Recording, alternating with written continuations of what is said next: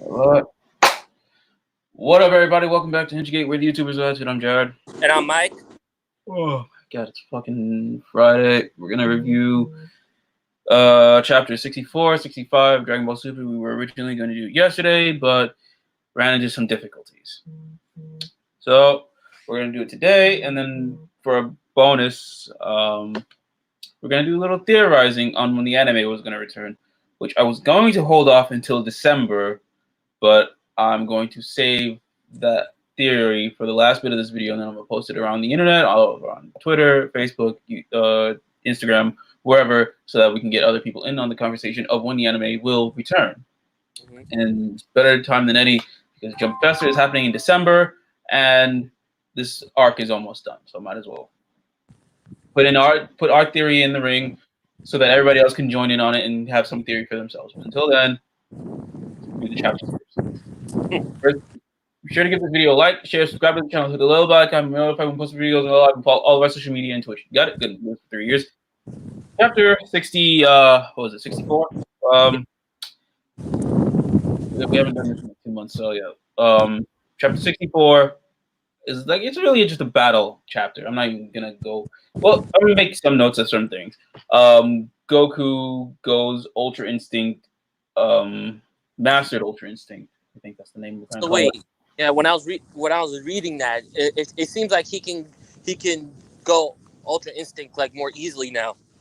Well, that's more of 65. That's a good note to leave on when we get to 65. So 64, Goku goes Ultra Instinct, and it seems like he doesn't have the same drawback features that you saw during the Tournament of Power, or if you've seen Swatch, what is it, Kira Major, where something similar like that has happened, or as well as Kamen Rider Saber, or something similar. Basically, a lot of these types of power-ups where it will just put a strain on your body after you're using it. It's like that's the thing that the Goku's not feeling it now. And he's just giving it to Moro. Like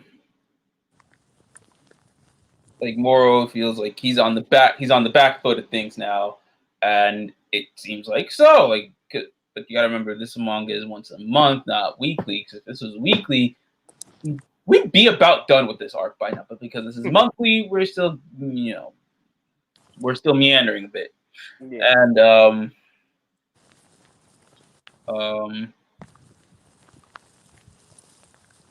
basically, Goku feels this power is given to him thanks to training with mirrors. It's like, so he feels the type of way now in this fight. Mm-hmm. And again, not like, okay, there are noteworthy panels. Like the art by Toyotaro is obviously phenomenal. You see Goku just, sure you can, Moro, like it's so like, and Masako X made a point last month when he reviewed this. How when Goku first goes Ultra Instinct, you see just this scene where it looks like it could be. Basically, the manga looks like it could be a storyboard for the anime when it returns. True.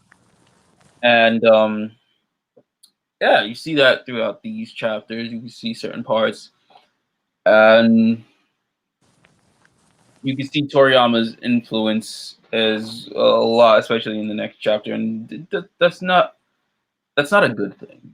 But it's good that Toriyama is involved, but at the same time, his influence does not translate well. If you guys have read this chapter, then you know what I'm talking about. If not, then go to viz.com to read the chapters. Mm-hmm. And so yeah, like I said, chapter 64 was basically nothing special. Okay, I can note in the beginning of the chapter that the Galactic Patrol, who are still flying, I think they're on their way to Earth. They felt the presence, like they felt something, like, oh, something happened, like they noticed Miro was gone. Like it's like, I feel this, they feel the sense of the Force or some shit like that. Like, holy shit. And then yeah, yeah, like a big battle. Art is amazing, and then what am I gonna say? What was I gonna say? Oh yeah, Goku acts Jocko. Moro's, like his sentence is to death. then Goku symbolically rips off the part of his clothing that had the Galactic Patrol emblem on his gi. And then I'm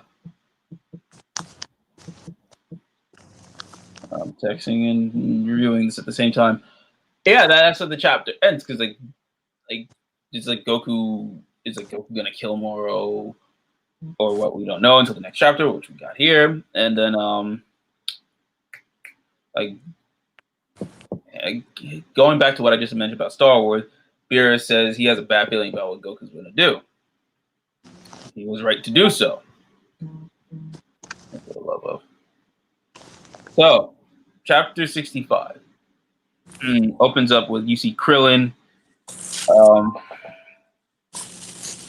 You see Krillin looking from afar, how things are going with the fight.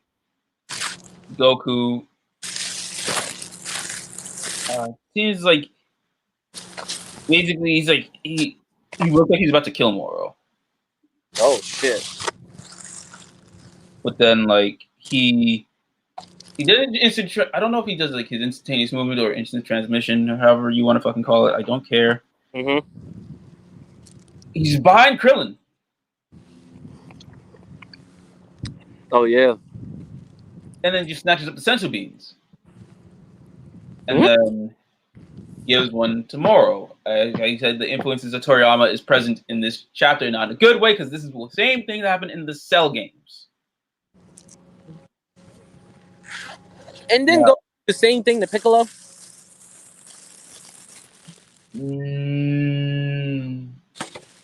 No. Yes, Goku gave Piccolo a sensu bean. Is this in Dragon Ball or Dragon Ball Z? Dragon Ball.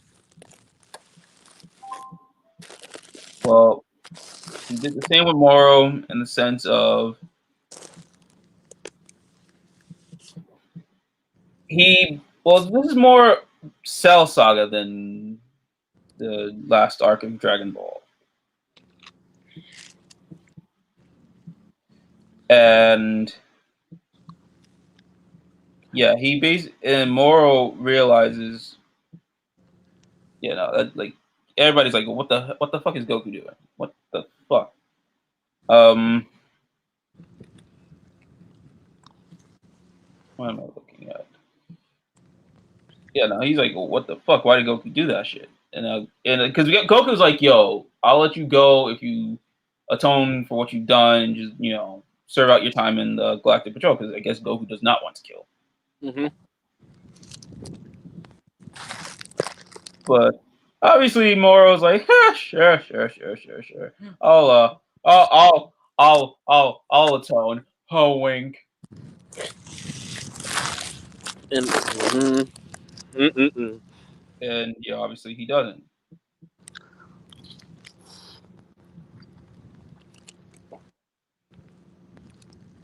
Basically, he pulled like a Frieza moment, didn't he?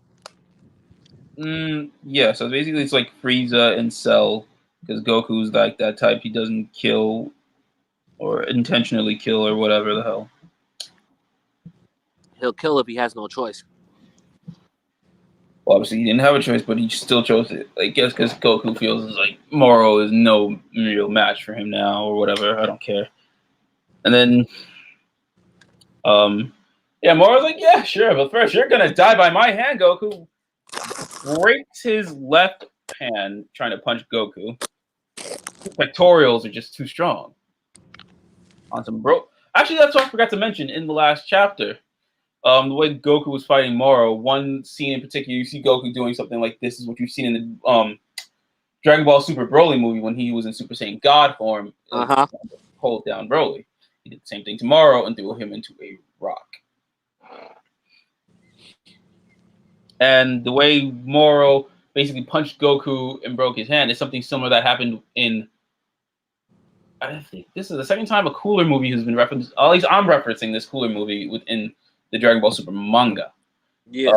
Because you remember Cooler, the Return of Cooler was a big reference point in the Future Trunks arc at the end. Mm-hmm. And In this case, this is Cooler's Revenge, the first Cooler movie, where he punches Goku, but it doesn't affect Goku because Goku is the first time he's going Super Saiyan, at least for the movie's sake. And yeah, he just punches Goku, does nothing. Same thing with Moro, only this time Moro breaks his hand. So like it's a nice reference. If you know, you know. And yeah, it's like a little different interpretation. Goku goes from Ultra Instinct, goes back to normal. Basically, is like you're a coward. You've never trained. You don't earn the power you have and all that stuff.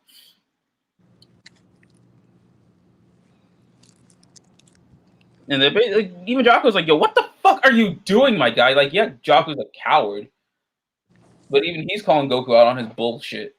He's like, yo, stop expecting some magical change of heart. And just end this motherfucker. Yeah, you had Piccolo. Yeah, you have Vegeta. Yeah, the androids. Yeah, fucking Boo. Sure. And Broly. Well, Broly wasn't really a villain. He was more just being controlled. But still. So that technically doesn't count because he was always good. I see what you're going with, but no, you're wrong on that one.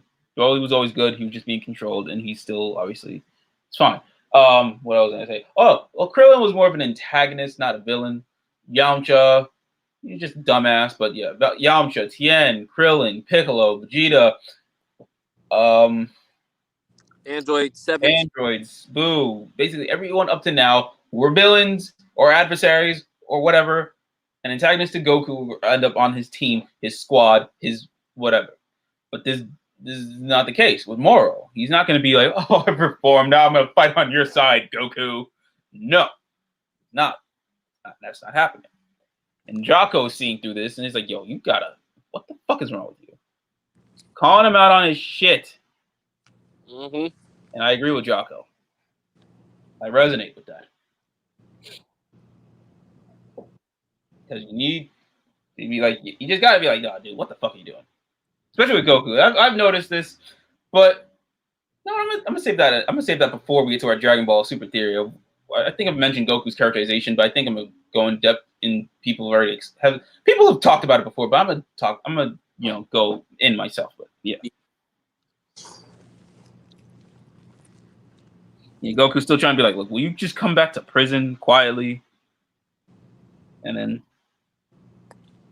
yeah, Goku's just like, all right.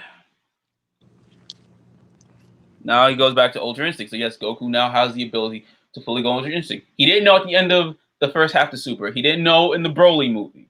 Now, because of training during this arc, he now knows Ultra Instinct.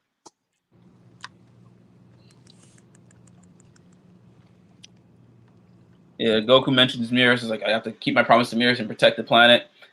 And then that's when Moro remembers, oh yeah, that Galactic Patroller who was an angel. Moro then remembers a flashback of using Piccolo's powers to try and attack Mirrors, but Mirrors cut off his left arm. Mm-hmm. That left arm comes to Mirrors, and he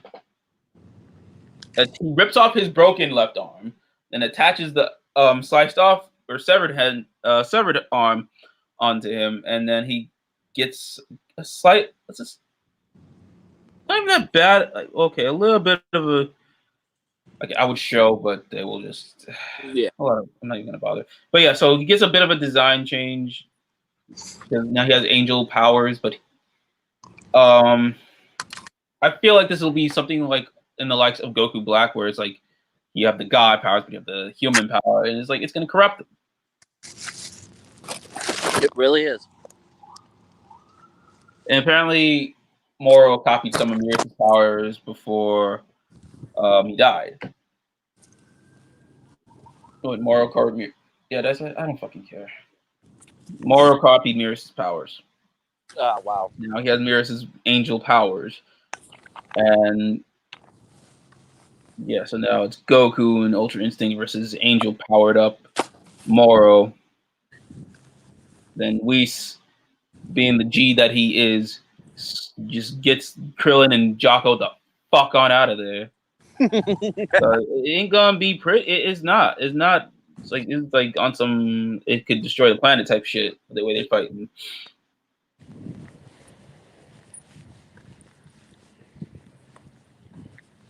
And then Goku goes up. Basically, you'll follow me. I guess they're taking this out of away from Earth. And Moro's seeing how more of a power boost he has. Yeah, they're racing around the Earth. Okay, this is. I guess whatever way to pad out the end of this arc, which I will talk about. Well, not really talk about, but give my reasons on why. Yeah, so they're just zipping around and shit.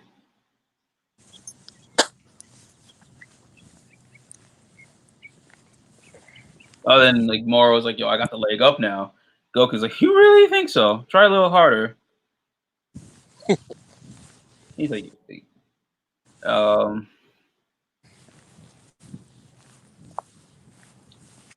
you know, they fight.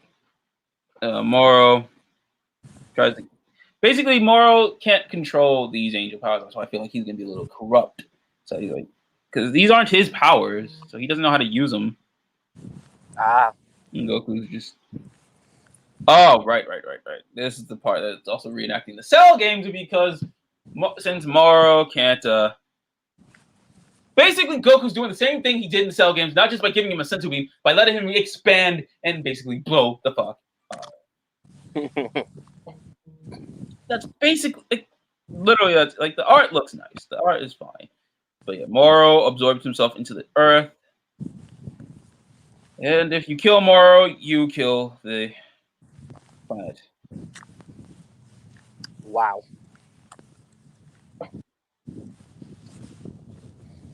Killing Moro would mean destroying the earth itself. That's how the chapter ends. Like Whis is just like, oh, for the love of God, man. You should have just killed him when you had the fucking chance. Like nothing else important happened before then. He becomes the Earth. Moro had a giant mouth beam or whatever the fuck. Again. And then Goku's lucky his sweatbands protect him. That's the Dragon Ball Z abridged. That's it. That's chapter 65. Literally nothing but just like that's it. Goku. I feel like Goku's people like Goku is like a neutral character. These are things I'm going based off of seeing like video essays on the character of Goku. He is a neutral character, but he has grown since you first see him in Dragon Ball up to Z. He has grown significantly as a character, and that development went away during the beginning of Super up to the Tournament of Power. And it was very inherent that it's based off when you see him into the Super anime is what Toei did instead of what Akira Toriyama did. He's just there in name and certain parts, not fully there. So why Goku it's like with Goku the way he did the Tournament of Power thing, it pissed me off personally, and probably pissed a lot of people off, but that was because of Toei. Basically his development just Goku got the GT development on which they just reverted him back to his childlike ways, just because like in GT sense it's like, oh, Kid Goku makes money, he can grow. No, that was not a good idea. So it's like Goku is Goku, but has the mentality of Kid Goku, but even then Kid Goku grew. This is just it's annoying. And like you see him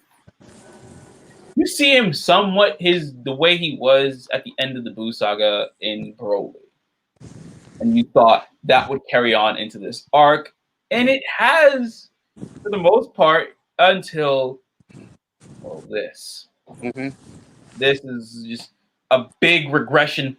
We progressed from 1986 to 1996. Mm-hmm. When Dragon Ball air? Like around like the late 80s to mid 90s. That was Goku's progression. It regressed in GT. It regressed more in Super, but then you see it progress a bit in Super Broly. Just that one movie brought him back a bit, and you start seeing it more in this current arc. And then we took one step forward, two steps back. We took way back to where we were and I don't know why. I don't know either. And the manga, and it says like 1 or 2 chapters left before the next arc, and we've only got 2 months left in the year, and we've got 2 months left until Jump Festa, where we're gonna get more details on the next arc. That is a confirmed thing right now. So I'm gonna leave it off right here. We're about to theorize. So like, I'm gonna basically we're gonna end off the way we normally do. But then if you're watching this later on, stick around to watch the theory.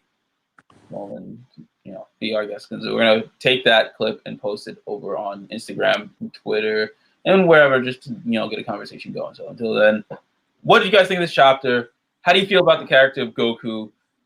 How do you think this is going to end? Do you think Vegeta is going to come in and slap some sense into Goku? I feel like Vegeta is going to do something in a big way, since he still has that spiritual power training that he did on Yardrat that Goku, obviously didn't do in time to go, deal with stuff. So I think we'll get something in that regards. I don't know. We'll find out next month. Actually, we'll find out next. Yeah, we'll find out next month, right before Thanksgiving. Probably review the chapter Thanksgiving Day. So most of y'all are gonna get stuffed. I'm probably just gonna make tacos or something. Thanksgiving tacos. So while I eat some Thanksgiving tacos, we're gonna talk about Dragon Ball Super Chapter 66. I don't know where things go from there. So leave your theories. Until then, catch you guys later. Peace. Now, this video, obviously, this video is a continuation on our Chapter 64, 65 review of Dragon Ball Super, but now we're theorizing when the anime itself is returning.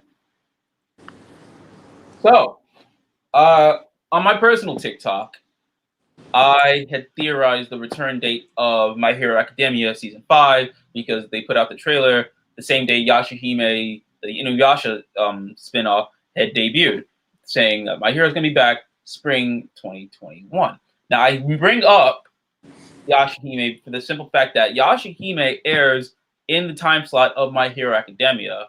So once Yashahime is done, My Hero's coming back on its time slot between March 13th and May 1st. Around that time frame for the spring season of animes and whatnot. So My Hero is going to be part of that. Sometime around late spring or April, within that bubble. Like late March. Why am I saying late spring? I'm fucking tired. But late March, early to mid-April, around that time frame, that's when My Hero is going to come back. So I'm taking what I did there on TikTok, that theory, and applying it to Dragon Ball Super. Now, if you watch our Digimon days, Dragon Ball Super's time slot is taken up by Digimon Adventure.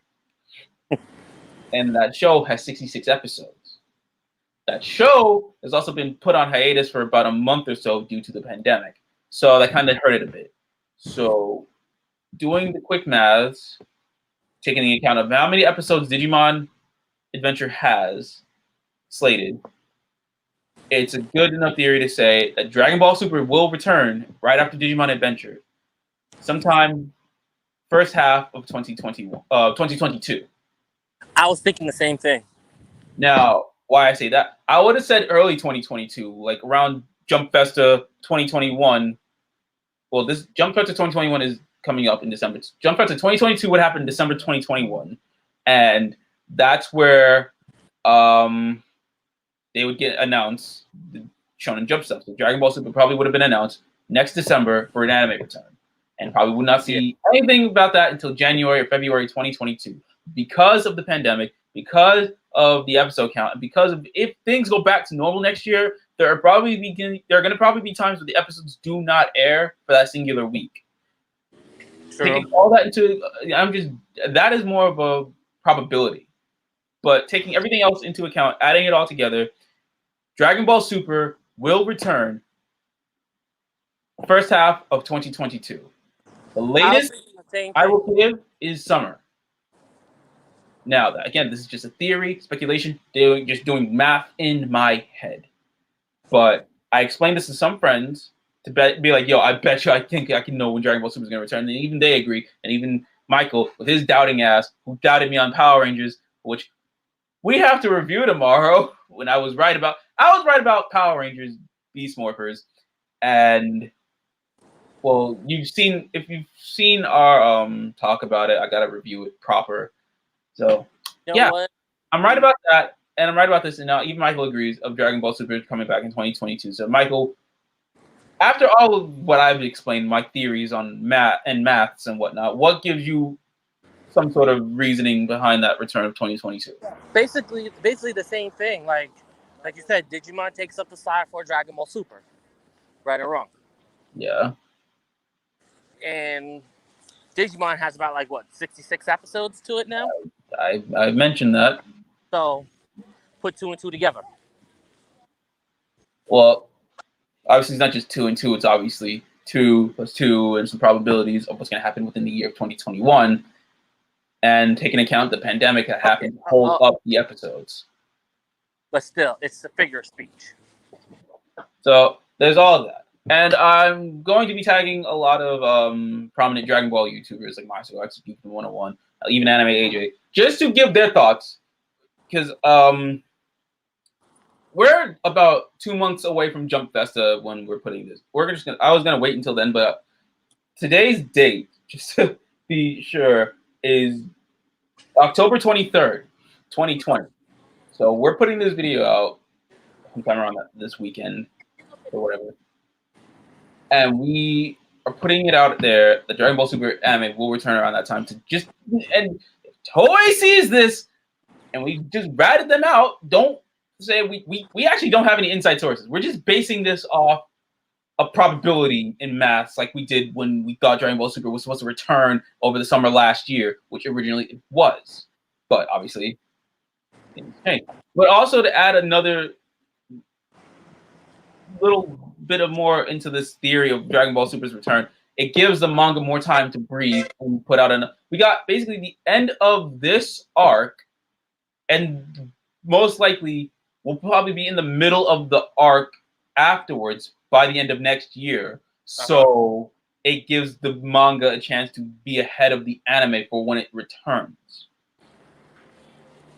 So the anime can put out filler episodes and whatever to pad it out so it doesn't catch up with the manga so quickly. So that when the anime does return, we're in the middle of the next arc, close to the end of it, and then it goes on to the next arc. So basically, the manga will have a 2-arc lead over the anime returning, and that's just based off what I'm coming up right now on the spot. Again, this is October 23rd. I'm coming up with this on the spot.